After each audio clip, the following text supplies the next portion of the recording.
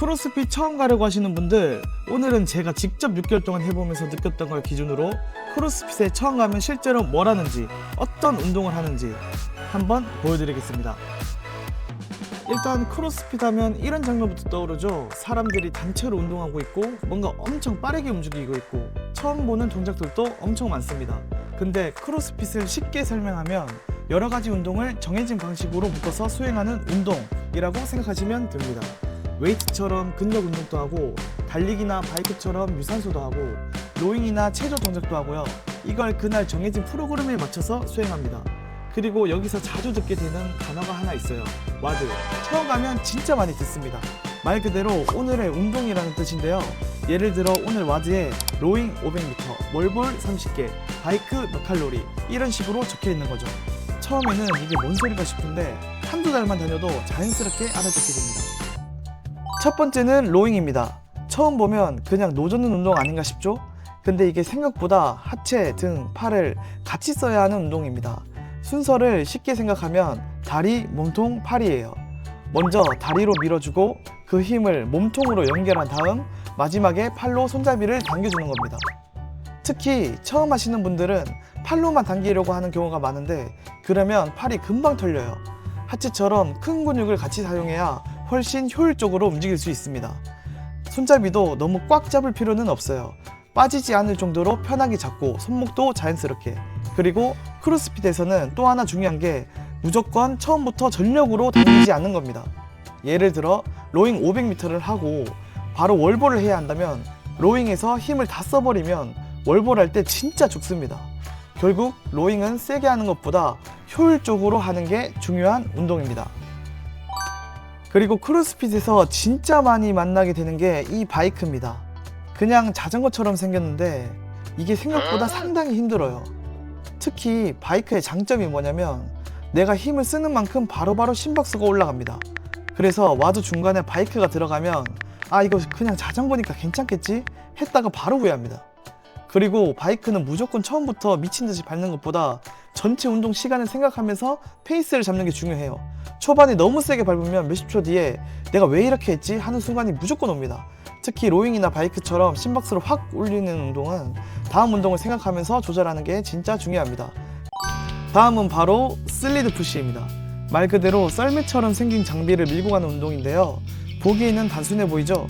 그냥 앞으로 밀면 되는 것 같지만 실제로 해보면 하체가 엄청나게 털립니다. 발로 바닥을 밀면서 앞으로 나가야 하기 때문에 허벅지, 엉덩이 같은 하체를 강하게 사용하게 됩니다. 그리고 생각보다 상체도 같이 써야 해요. 몸을 살짝 기울여서 썰매에 힘을 전달하면서 계속 앞으로 밀어주는 겁니다. 문제는 이게 끝나고 다른 운동을 해야 한다는 거죠.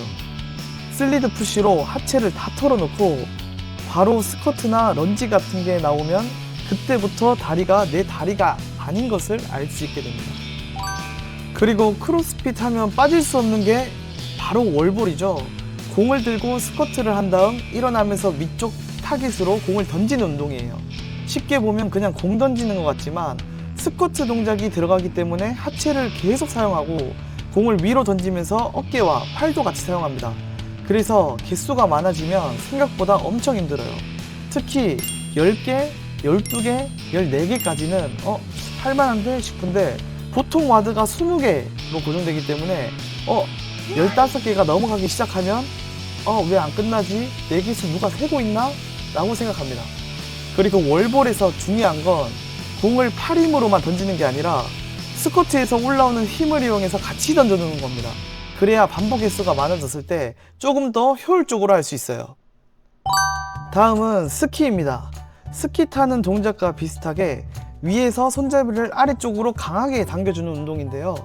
팔만 움직이는 것처럼 보이지만 실제로는 광배근과 같은 등 근육과 코어 그리고 하체까지 같이 사용합니다. 위에서 길게 뻗었다가 몸통을 같이 사용하면서 아래로 당겨주는 느낌이에요. 아래로 당겨줄 때 상체는 위로 올라가야 됩니다. 이것도 로잉이랑 마찬가지로 팔만 죽어라 당기면 금방 힘들고 지칩니다. 그리고 진짜 스키의 무서운 점은 8칼로리를 넘어가면 칼로리가 진짜 안 올라요. 왜 이렇게 안 오르는 것을 막상 해보시면 바로 느낄 수 있을 것입니다. 그리고 이번에는 조금 다른 느낌의 운동입니다. 바로 할로우락. 이건 처음 보면 그냥 누워서 흔드는 거 아니야 싶은데요. 실제로는 복부에 계속 긴장을 유지하면서 몸을 하나의 통나무처럼 만들어서 앞뒤로 흔드는 동작입니다. 허리가 바닥에서 너무 뜨지 않게 복부에 힘을 유지하고 팔과 다리를 길게 뻗은 상태에서 움직여주는 게 핵심이에요. 생각보다 몇 번만 해도 배가 엄청 타들어갑니다. 특히 크로스핏에서는 이런 체조 동작도 와드에 들어오기 때문에 단순히 무거운 걸 드는 운동만 생각하시면 안 됩니다. 자, 지금까지 제가 보여드린 운동들만 봐도 크로스핏이 어떤 느낌인지 조금 감이 오시죠? 처음 가시는 분들이 가장 많이 걱정하는 게 내가 남들보다 못하면 어떡하지? 나만 못 따라가면 어떡하지? 이거 은근히 신경 쓰이거든요. 근데 실제로 해보면 사람마다 무게도 다르고 운동 속도도 다릅니다.